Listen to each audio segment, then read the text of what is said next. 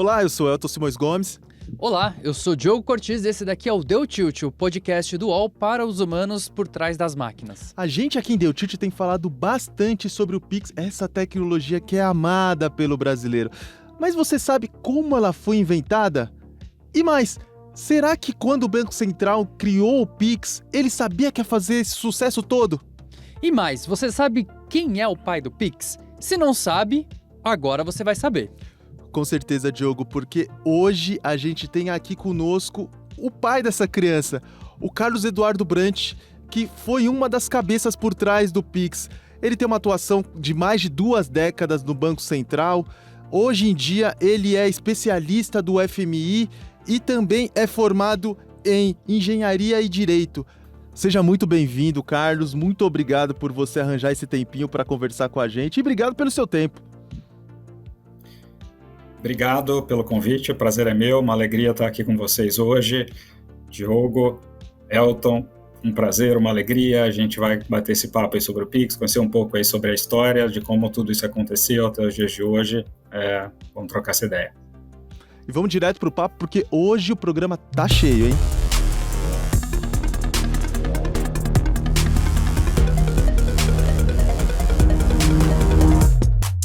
Carlos, para esquentar os motores, conta pra gente como é que nasceu a ideia do Pix dentro do Banco Central. Cara, é uma história relativamente longa, porque toda essa identificação da necessidade de um novo instrumento de pagamento, ela foi sendo construída desde lá de trás, né? Então, diria que a sementinha de tudo isso é a reestruturação do sistema de pagamento brasileiro, que aconteceu lá em 2002, implementou-se um sistema de liquidação bruta em tempo real, que é o nosso STR, é o sistema que suporta as liquidações de grandes valores entre as instituições financeiras, e ao longo do tempo o Banco Central foi entrando passo a passo ali na compreensão dos pagamentos de varejo, né, nos pagamentos ali do dia a dia das pessoas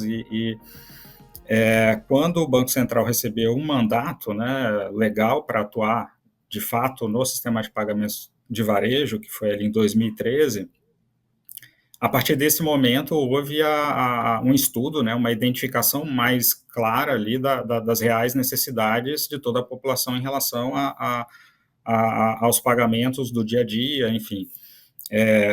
Ficou claro, então, que a partir desse estudo, que havia ali algumas fricções, havia um custo expressivo para a realização desses pagamentos, havia a necessidade de um instrumento que pudesse suportar melhor as transações digitais dentro desse processo de digitalização que estava acontecendo já no nosso país.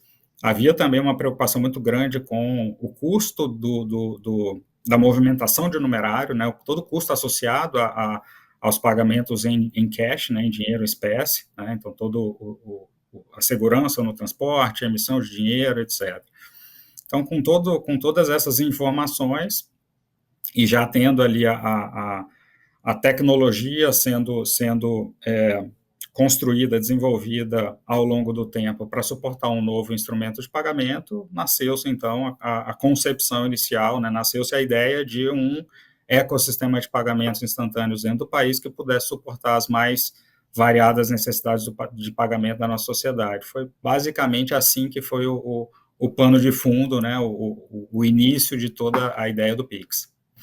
Ô Carlos, e olhando assim um pouco para os bastidores, o que foi necessário, assim, tanto em termos de negociação, para colocar em pé, né, um projeto desse porte e que mudou um pouco da própria infraestrutura e dos meios de pagamentos no Brasil? Eu acho que o projeto, o Pix, ele teve aí um cenário extremamente desafiador, não só de desenho, de concepção, mas de implementação também, né?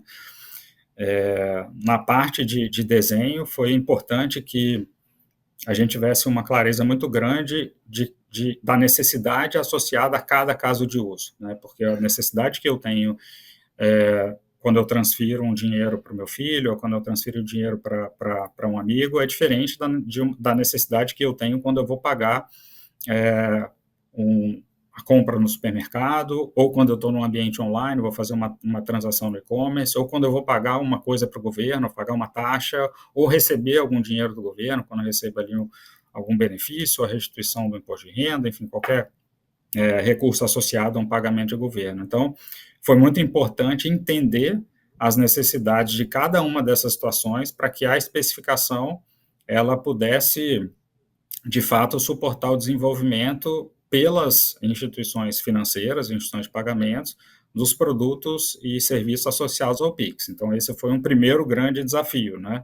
Fazer com que toda a especificação técnica pudesse suportar o desenvolvimento de múltiplas soluções, em diferentes cenários, em diferentes casos de uso. Depois teve o desafio da implementação. Esse foi um desafio gigantesco, porque é um desafio que ele transcende a parte tecnológica, mas a parte tecnológica também é um componente extremamente importante. Dentro do timeline que existia ali, de pouco mais de um ano para tirar a coisa do papel e colocar ela funcionando de fato, colocar o Pix em operação, foi necessário de alguma forma, começar o desenvolvimento sem todas as decisões tomadas ainda. Então, algumas decisões foram sendo tomadas durante o processo.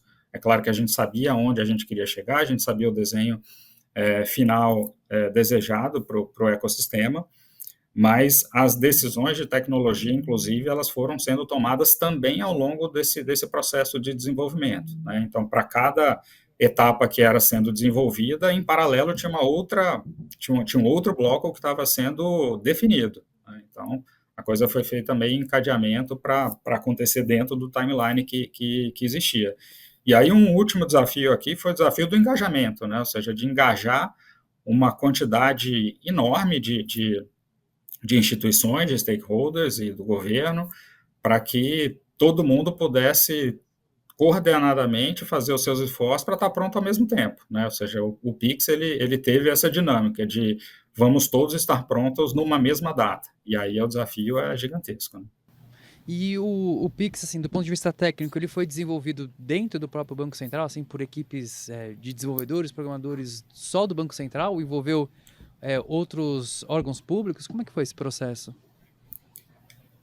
O desenvolvimento do Pix, da plataforma de liquidação e da plataforma que contém ali as informações das chaves e também as questões relacionadas ao sistema antifraude, foi toda desenvolvida internamente pela equipe de tecnologia da informação do Banco Central, pela equipe de TI do Banco Central. O Banco Central tem uma equipe extremamente qualificada na parte de tecnologia da informação, claro que em várias outras, mas a gente está conversando especificamente da parte de TI aqui, uma equipe realmente de ponta, que já tinha uma expertise lá de trás, quando eu mencionei da implementação do STR, que foi o primeiro sistema de liquidação bruta em tempo real, ou seja, que liquida transações uma a uma instantaneamente lá desde 2002. O desafio, claro, era fazer com que essa tecnologia de liquidar transação a transação ela acontecesse 24/7, ou seja, que essa funcionamento do sistema ele acontecesse de forma contínua, com a possibilidade de eventualmente dar algum tipo de manutenção, algum tipo de ajuste no sistema com ele em funcionamento. Então esse foi um grande desafio. Mas do outro lado, né, ou seja, vamos lembrar que o Pix é um ecossistema, tem a parte de liquidação, tem a parte dos mecanismos antifraude e do armazenamento, né, da base de dados que armazena as chaves, mas tem a parte também do sistema de cada instituição que presta o serviço para o usuário final.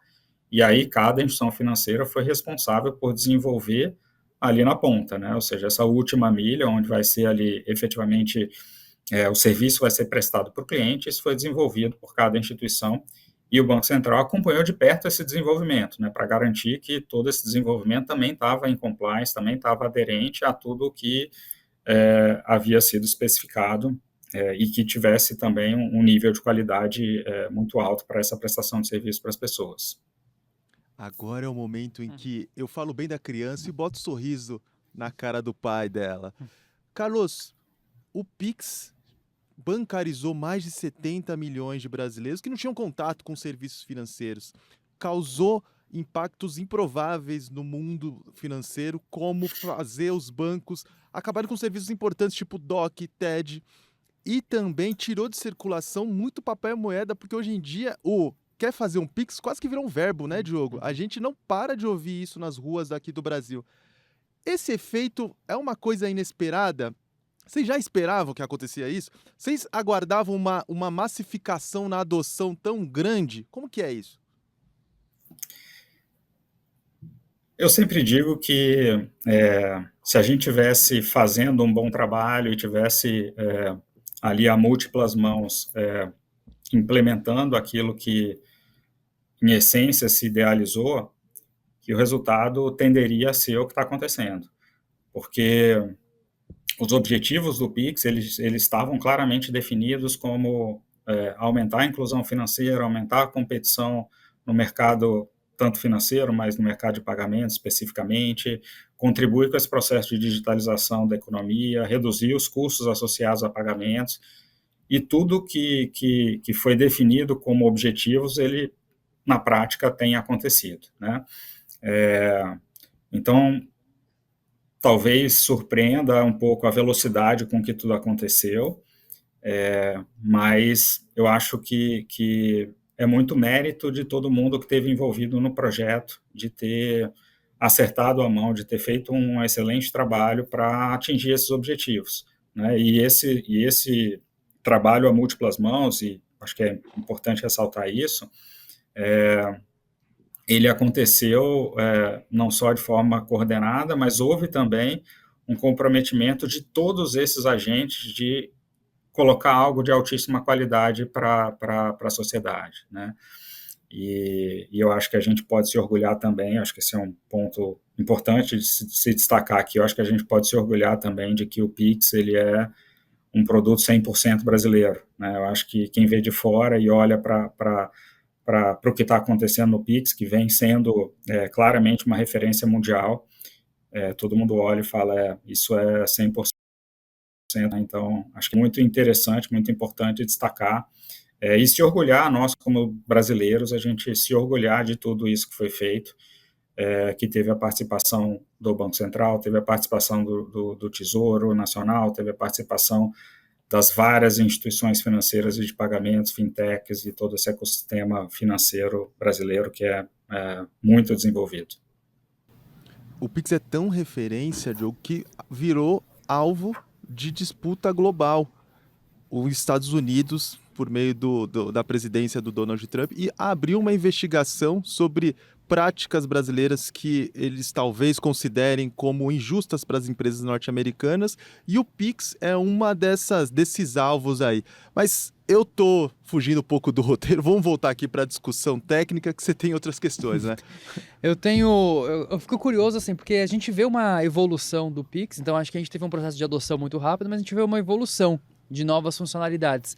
Todas essas funcionalidades que agora a gente vê chegando com o Pix, isso já estava no projeto inicial ou foi algo que, conforme a tecnologia foi sendo adotada, vocês falaram, talvez uma funcionalidade nesse sentido vá bem? Se você puder dar um exemplo específico de uma funcionalidade assim, que não estava prevista e de repente vocês falaram, olha, essa é interessante colocar. Ou não, ou todas já estavam previstas?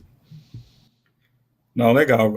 Grande parte das funcionalidades já estavam previstas desde o início, né?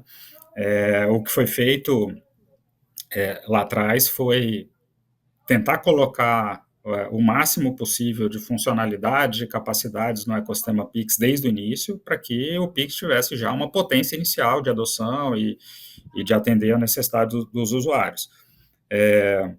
Mas vamos destacar aqui que o Pix ele teve esse objetivo de atender a todos os casos de uso. E para atender a todos esses casos de uso, era importante que houvesse múltiplas funcionalidades, múltiplos produtos para atender essas diferentes situações.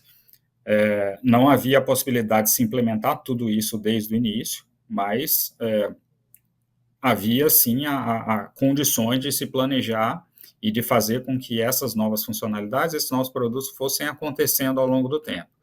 O que a gente fez durante esse processo de implementação e de aprimoramento ali das funcionalidades do Pix foi tentar identificar, diante de tudo que estava acontecendo e com informações que estavam sendo coletadas, quais seriam as funcionalidades a serem priorizadas ao longo do tempo. né? Então, se via que as pessoas, por exemplo, tinham uma necessidade de pagar suas contas mensalmente, né? Seja um pagamento de uma escola, seja um streaming, seja, enfim. E a partir dessa identificação de uma clara necessidade, um claro desejo, uma clara vontade que as pessoas tinham de uma solução simples, de uma solução eficiente, de uma solução de baixo custo para esse tipo de funcionalidade, se implementou o Pix automático. Da mesma forma, ali no ponto de venda, né? No ponto de venda, havia a percepção de que tinha alguma fricção nesse pagamento, né? Então, a pessoa ia ali no mercado, então tinha que abrir o telefone, tinha que entrar no aplicativo, ler um QR Code, etc., por mais que já tivesse uma certa conveniência nessa comodidade, podia ser muito mais fácil, né? Então, veio o Pix por aproximação, para fazer essa jornada no ponto de venda ser muito mais fluida, né? Então, foi dessa forma que a coisa aconteceu. Todos esses produtos, essas funcionalidades já tinham sido vislumbradas desde o início, mas ao longo do tempo a gente foi coletando informações de como estava acontecendo a percepção das pessoas para fazer essa priorização.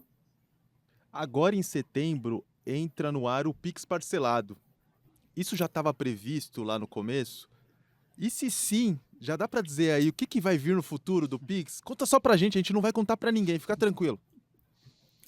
Não, tranquilo, é só entre a gente aqui, mas eu acho que o Pix parcelado, ele está nesse contexto de talvez tentar identificar como um ecossistema tão potente como é o Pix pode ajudar, facilitar ali também em todo o contexto de crédito no Brasil, né? Então, acho que tem um pouco desse componente de facilitar, de baratear, de dar mais oportunidade ali para as pessoas, e é nesse contexto aí que surgem também produtos associados ao crédito, né? Carlos, eu tenho uma pergunta agora aqui, que é mais uma curiosidade, porque antes, um pouquinho da gente começar aqui a nossa conversa, a gente estava conversando entre nós e a gente estava falando das chaves do Pix, né?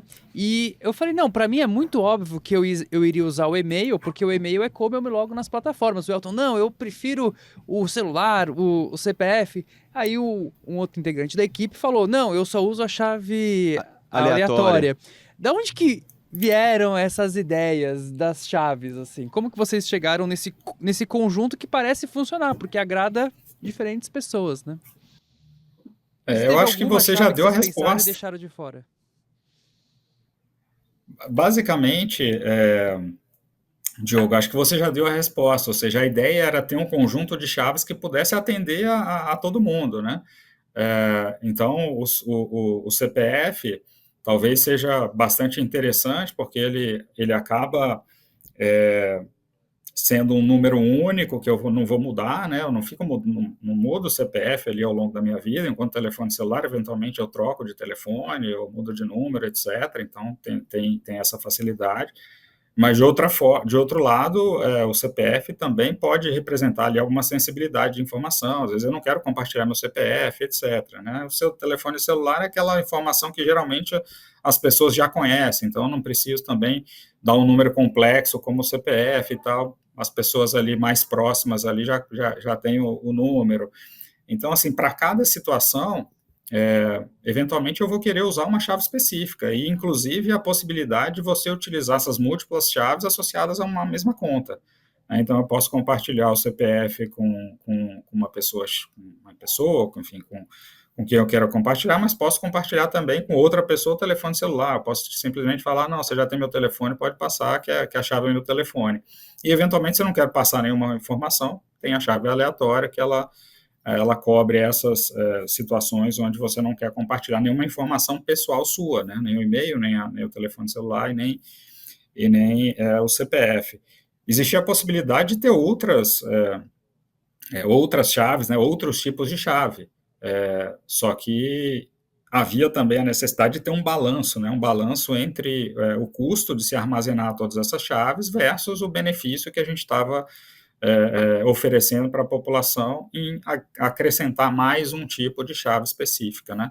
Então, foi feito uma pesquisa na época, né, com a percepção de cada um em relação ao valor de cada chave, e aí chegou a esse balanço que me parece bastante interessante.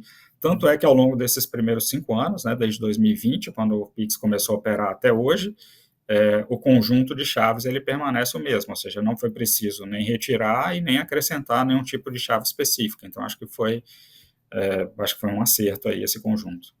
Ô Carlos, eu vou entregar aqui o nosso câmera, o André, que só usa a chave aleatória e só usa a chave com CPF para família. Mas você mencionou no seu comentário que algumas possibilidades de chave ficaram de fora. Conta pro André quais possibilidades de chave ele não vai poder usar. Não, acho que assim, qualquer informação, enfim, a gente poderia colocar o número da carteira de identidade, a gente poderia colocar qualquer informação que associasse à minha pessoa, né? Então, houve ali enfim, um conjunto de ideias, mas que a cada ideia que surgia, fala, não, essa não vai agregar tanto valor, né? O custo de se armazenar é muito alto versus aquilo que está se agregando de valor, né? Ah, não, eu posso colocar o meu, sei lá, o meu CEP, ou qualquer coisa que eu quiser colocar como referência que associe a minha pessoa, né, poderia ser colocado. Claro que o CEP não foi o melhor exemplo, porque ele também associa a outras pessoas dentro da mesma região geográfica, mas qualquer informação que pudesse vincular a minha pessoa, isso seria possível, né? E houve também a necessidade de fazer uma certa limitação ali, porque e-mail eu posso ter 5 e-mails, né? Eu posso ter 10 e-mails, né? Então, também ter uma limitação, acho que era importante justamente para acomodar ali a capacidade de armazenamento de todas essas chaves. E Carlos, conta pra gente, foi difícil convencer os bancos a embarcarem nesse novo sistema que, né, pode reduzir as receitas de tarifas tradicionais dos bancos? Olha, eu acho que houve um desafio grande de embarcar todo mundo no projeto, né? Eu acho que esse é o ponto de partida aqui para essa questão. Existia a necessidade de fazer com que todos esses atores, esses agentes que tinham que ser embarcados, fossem convencidos da importância, da relevância, dos benefícios que um projeto como o Pix poderia trazer. E cientes de que algumas coisas e algumas receitas ou alguns pontos teriam que ser, de alguma forma, relativizados, ou teria que se ter em mente que alguma coisa se estaria entregando em prol de algo muito maior, né? Eu acho que essa é a mensagem principal.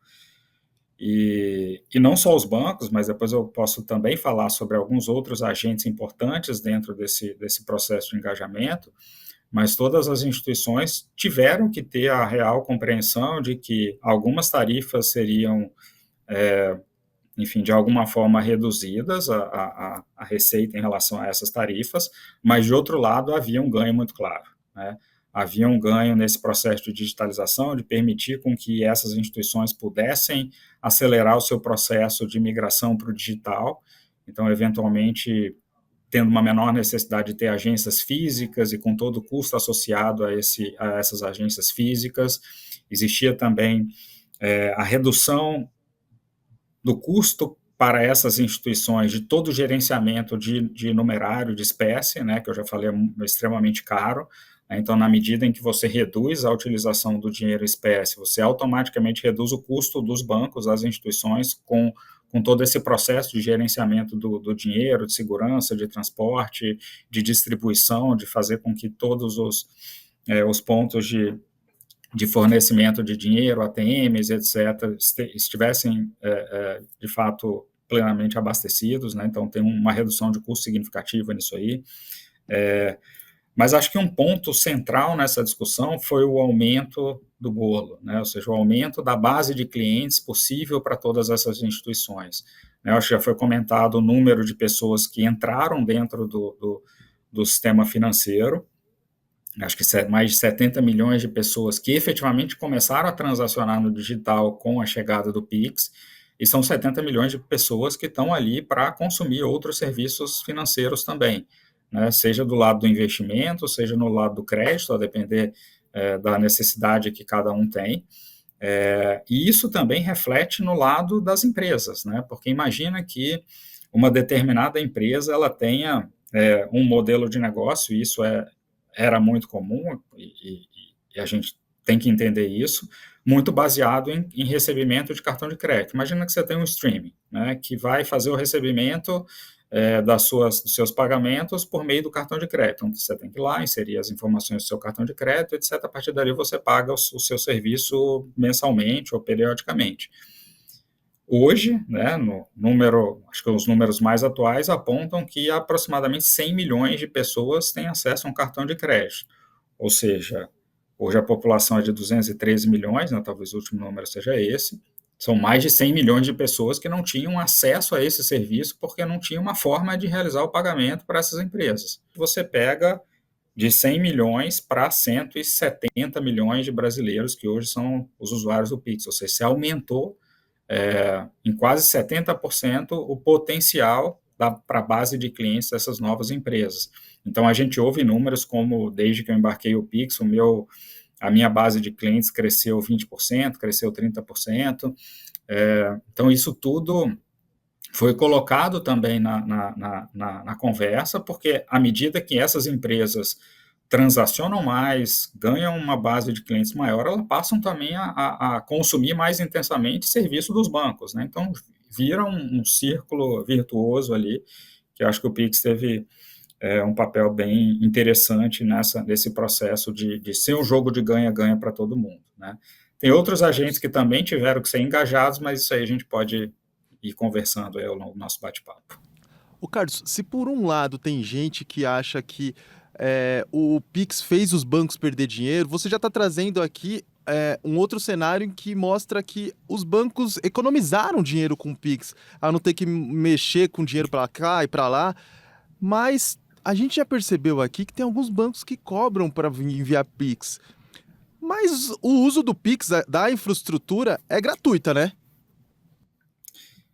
A cobrança, se algum banco estiver cobrando de uma pessoa física, dentro do uso normal do Pix, ou seja, um uso não comercial por uma pessoa física, essa cobrança está indevida, porque o próprio regulamento do sistema, ele impede, ele não permite que pessoas físicas que estão fazendo um uso não comercial da sua conta sejam cobrados, sejam tarifados pelo uso do Pix, né? Então, as tarifas que são cobradas dos usuários finais, elas se restringem às pessoas jurídicas ou pessoas físicas que estejam fazendo uso comercial da sua conta.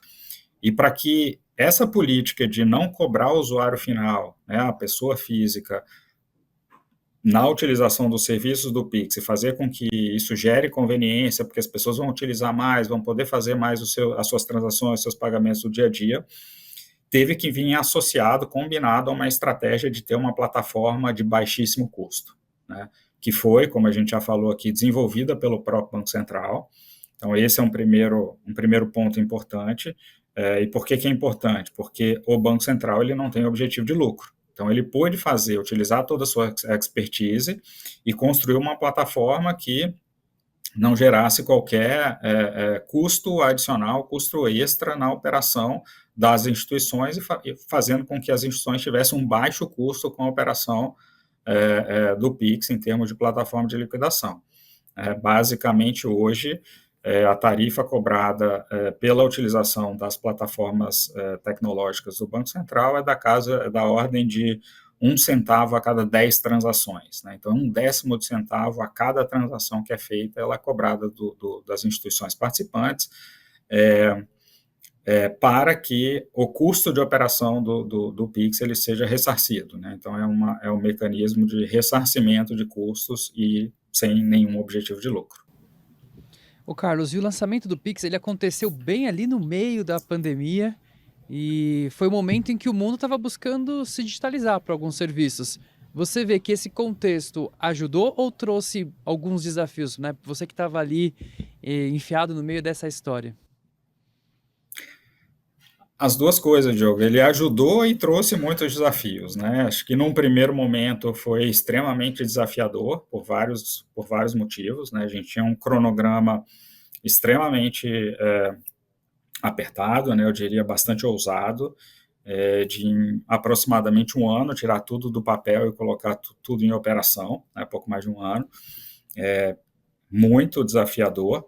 E no meio do caminho, no meio desse cronograma, veio a pandemia, né? Então, o que fazer quando vem um fator externo dessa magnitude, para você continuar mantendo o ritmo de trabalho e seguir com a sua data de lançamento, que era novembro de 2020, e foi lançado em novembro de 2020 sem um dia de atraso, né?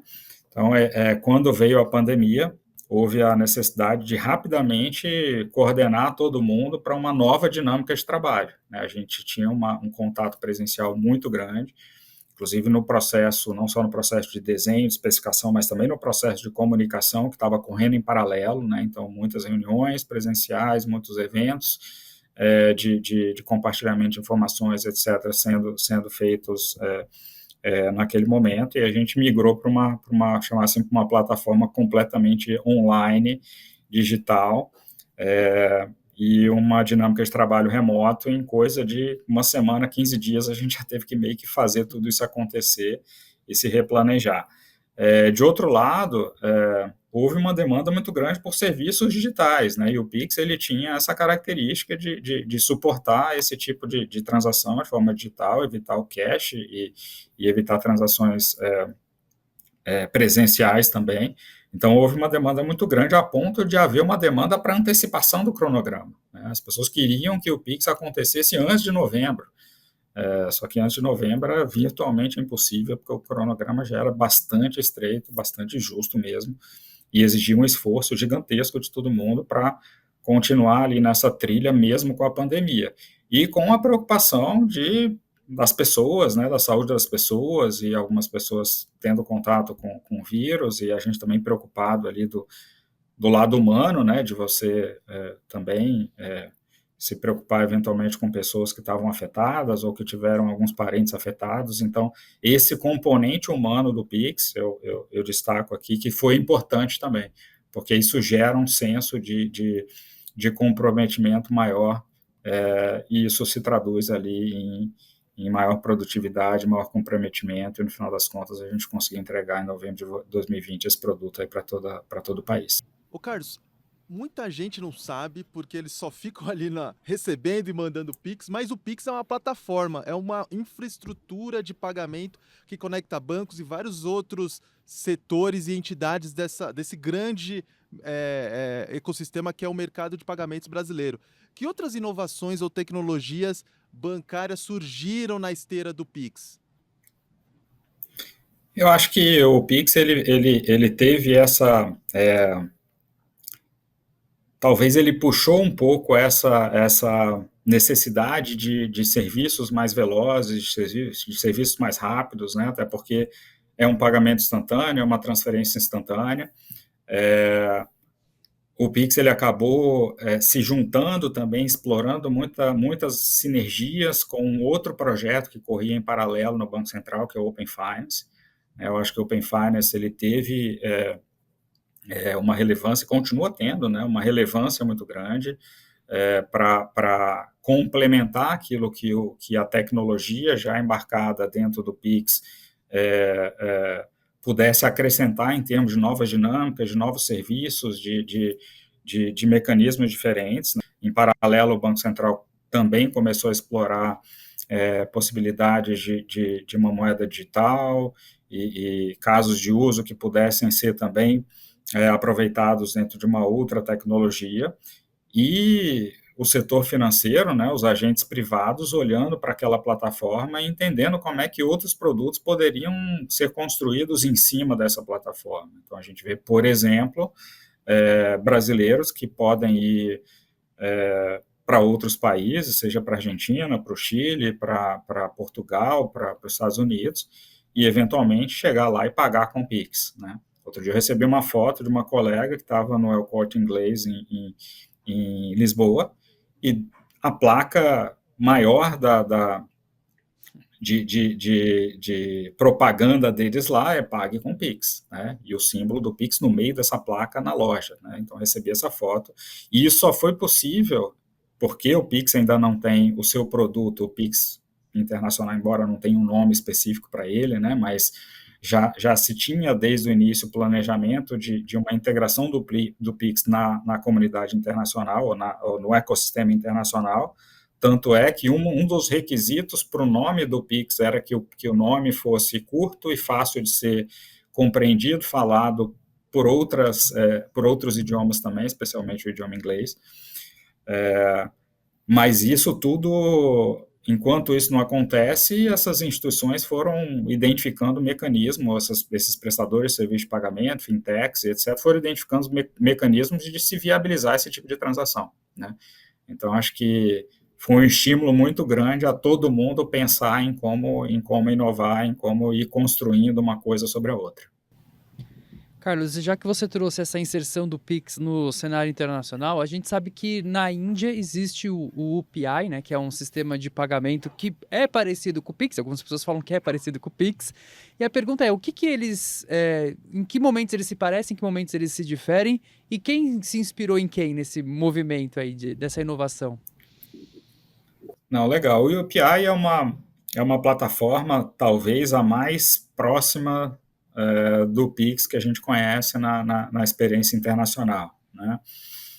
Também teve uma participação muito ativa do Banco Central da Índia, o que é bastante importante, porque existe a necessidade de coordenar todos esses agentes, essa coordenação é melhor feita por um agente neutro, né, e nada melhor do que o Banco Central, o regulador, como esse agente neutro para fazer toda essa coordenação. As tecnologias utilizadas também têm alguma similaridade, né? Então tem ali a possibilidade de se pagar com QR Code, de se utilizar uma chave, etc. Tem os pagamentos recorrentes. Existe uma dificuldade maior, no caso deles, na adoção do UPI em relação ao que a gente teve no Brasil, né? Por um contexto ali específico da Índia, a adoção, embora a quantidade de transações seja muito alta também, mas se você pegar a quantidade de transações per capita e a quantidade de pessoas que efetivamente usam o UPI, ele não se compara ao que a gente vê aqui no Brasil, né? No Brasil, a gente tem basicamente ou aproximadamente 90% da população adulta brasileira usando o Pix. É um número, assim, muito significativo, muito expressivo, ou seja, quase tendendo a 100%, né, porque existem pessoas que estão, por algum motivo, estão fora ali das possibilidades de efetivamente operacionar no sistema financeiro. No caso da Índia, esse número chega próximo a 50%, né, então, assim, ainda existe um potencial muito grande de se entender melhor o porquê que a população indiana não adotou o UPI na mesma extensão da população brasileira, né, de como foi a adoção na população brasileira. Existem alguns estudos tentando identificar isso no momento, mas do ponto de vista conceitual, eles são, de alguma forma, eles têm alguma proximidade, né? E é difícil dizer quem se inspirou em quem, né, porque cada solução ela é feita para a sua própria realidade, né? Não tem uma solução para todo mundo, não tem uma receita de bolo. Existe sim a necessidade de se entender as necessidades, o contexto, as infraestruturas disponíveis de cada país e construir uma solução que se adeque àquelas necessidades e àquele contexto específico, né? Então, talvez seja o caso e os estudos estão indo nesse sentido, de se entender melhor quais são os obstáculos a essa maior adesão, essa maior utilização do UPI na Índia, né?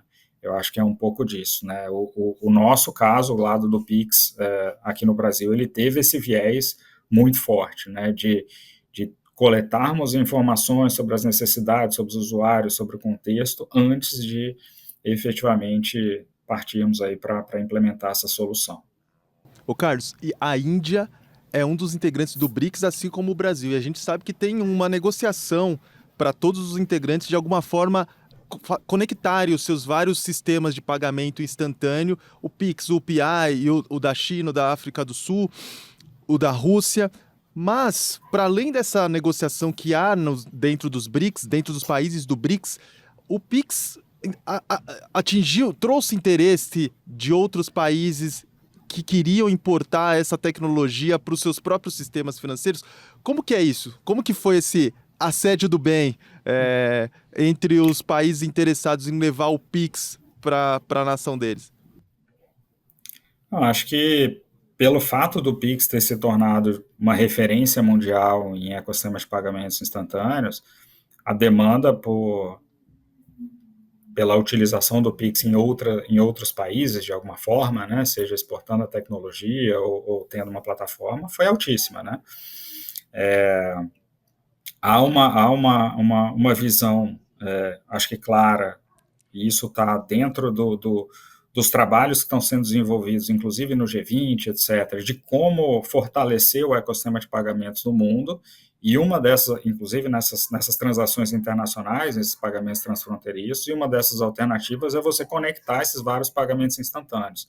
Só que para você conectar os vários pagamentos instantâneos, eles precisam ser fortes localmente antes dessa conexão acontecer, porque senão não faz sentido, né? Eu vou conectar o Pix com um sistema no outro país X, se esse outro ecossistema no país X não tiver uma adesão adequada, essa via não vai funcionar, né? Essa estrada não vai ser utilizada, né? Então, há uma visão clara de que o fortalecimento dos sistemas de pagamentos instantâneos poderia trazer esse benefício de uma maior integração entre esses sistemas, facilitando todo o fluxo de pagamentos internacionais, né?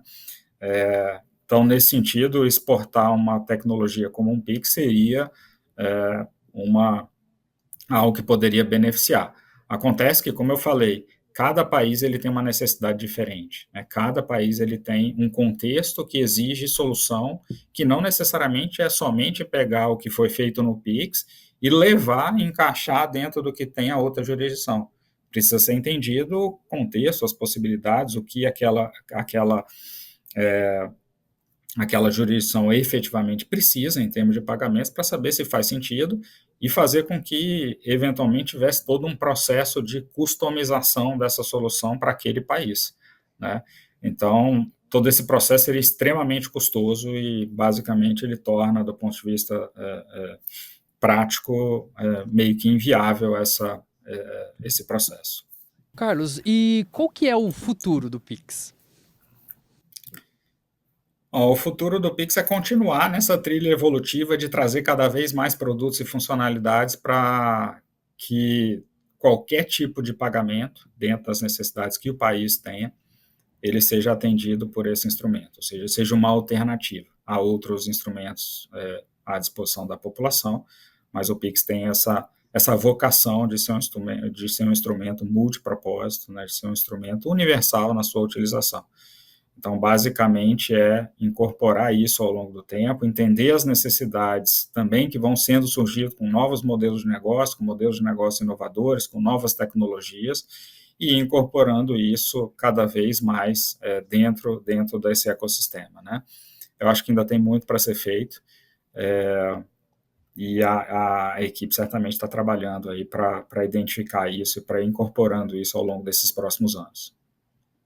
Ô Carlos, aproveitando que você é o pai dessa criança aí, conta pra gente quais são os próximos passos já desenhados pelo Banco Central lá. A gente está prestes a receber o Pix parcelado, mas o brasileiro gosta de novidade. Qual que é o próximo passo? Eu acho que assim, é uma coisa de cada vez. Existe um conjunto grande de funcionalidades ainda a serem implementadas, e a coisa sendo definida passo a passo, né? Ou seja, existe um passo agora a ser dado, que já foi tornado público aí para todo mundo, e o passo seguinte, ele só vai ser materializado e tornado público quando se tiver a compreensão clara de que ele é relevante, né, e de que ele precisa ser feito naquele momento. Então, em resumo, não dá para antecipar exatamente qual vai ser o próximo passo depois do passo que já está sendo dado, porque esse passo ele depende da compreensão e da correta identificação da priorização para o que está acontecendo. Diogo, a gente tentou obter dele um spoiler dessa novela, mas não rolou, cara. Vamos tentar então agora tentar antever o impacto do Pix em outra área. A gente já viu que o Pix bancarizou muita gente, o Pix tirou a circulação de muito papel moeda, porque hoje em dia Pix é verbo, né? E também o Pix fez com que alguns bancos descontinuassem alguns sistemas de transferência, tipo o Docs e o TED, porque hoje em dia ninguém vai usar isso, sabe? Mas olhando para as modalidades de Pix que acabaram de entrar no ar, Carlos, me diz uma coisa. Tem vocês vislumbram que o Pix automático, o Pix parcelado podem transformar o sistema financeiro ainda mais e, por exemplo, se tornar alguma coisa parecida com uma operação de crédito? Olha, a parte associada ao crédito, existe uma cautela grande, porque o Pix ele é um ecossistema essencialmente de pagamentos, né? Então, a discussão é como o Pix, como um ecossistema de pagamentos, ele não é um ecossistema de crédito, como um ecossistema de pagamentos, pode aperfeiçoar todos esses produtos, essas dinâmicas associadas ao crédito. Então, o que está sendo feito agora, está se desenhando todo um processo de experiência do usuário para facilitar essa contratação do crédito. Mas repara que a contratação do crédito é fora do ecossistema do Pix, né? Então, eu acho que é o Pix apoiando outros projetos, né, outros processos, né? Então, o Pix vem para facilitar aquilo que ele é feito fora do ecossistema do Pix, né, dado que, como eu falei, o Pix é essencialmente um ecossistema de pagamentos. Ah, Carlos, mas o brasileiro é criativo, né, Diogo? Ô, Carlos, O brasileiro é criativo e todas as... Não, desculpa, só ia falar assim, que todas as inovações que sejam interessantes, que sejam seguras e que, no final das contas, se revertam em benefícios sem trazer um risco na utilização dessa inovação para a população, ela vai ser certamente apoiada, suportada, incorporada pelo ecossistema. E é nesse sentido que a gente queria entender se você vê que o Pix tem espaço para se integrar a outras tecnologias, por exemplo, carteiras digitais e até mesmo um tema que também que vem ganhando força aí, que são as criptomoedas. Como que você vê esse movimento? Eu acho que a gente tem que observar como é que essa coisa vai evoluir ao longo do tempo, né? Como essa integração vai acontecer e fundamentalmente, a real necessidade de todas essas integrações, né? Então, você precisa entender se o Pix ele vai ter, de alguma forma, uma facilidade para trazer algum outro produto que esteja em algum outro ecossistema, e aí, a partir daí, desenhar essa interconexão. Eu acho que o foco atual, embora essas conexões sejam sempre possíveis, eu acho que o foco atual deve ser por fortalecer o ecossistema em si, e aí esse ecossistema fortalecido, ele permite que eventuais conexões eles aconteçam ali na frente. Ô Carlos, só pra gente terminar, eu sei que a conversa já passeou por vários temas de como o Pix desperta o interesse não só do brasileiro, mas o interesse também de outros países que estão olhando cada qual para o seu sistema financeiro e, diante de todas as possibilidades do Pix, eles se interessam bastante por implantar um desses modelos de pagamento instantâneo. Já dá para dizer que o Pix virou um produto de exportação nacional? Eu acho que conceitualmente, sim. Conceitualmente sim, porque ele virou uma referência. Tá? E o mundo inteiro olhando para o que foi feito no Pix, para a estratégia de implementação que foi adotada, para a forma com que o Pix vem impactando e transformando o sistema financeiro. Então, em termos conceituais, eu diria que, claramente, o Pix tem essa vocação de ser um produto de exportação do Brasil, sim. Ô Carlos, você está aí em Washington, você já fez um Pix por aí? Eu estou tentando aqui, a cada vez que tem que fazer um pagamento por aqui, é um desafio que você não imagina, sabe? Para cada situação, uma coisa diferente, aí você transfere alguma coisa, ele chega 3 dias depois, você não recebe o aviso de que a coisa foi feita, enfim. Eu estou, de fato, sentindo muita saudade do Pix aqui, viu? O que te dá mais saudade, feijão ou Pix? Eu acho que churrasco e Pix. Carlos, muito obrigado pela conversa, obrigado por passear com a gente por esses vários caminhos que o Pix tomou até virar uma das paixões do brasileiro. Obrigado, Carlos. Acho que você trouxe um contexto aí histórico, né, dos bastidores e conseguimos também até pensar nesse processo de evolução do Pix. Então, muito obrigado pela participação. Obrigado, o prazer foi meu aí de ter essa conversa. Grande abraço a todos. Eu sou Elton Simões Gomes. Eu sou Diogo Cortiz. Esse daqui é o Deu Tilt, podcast do UOL para os humanos por trás das máquinas. Até mais.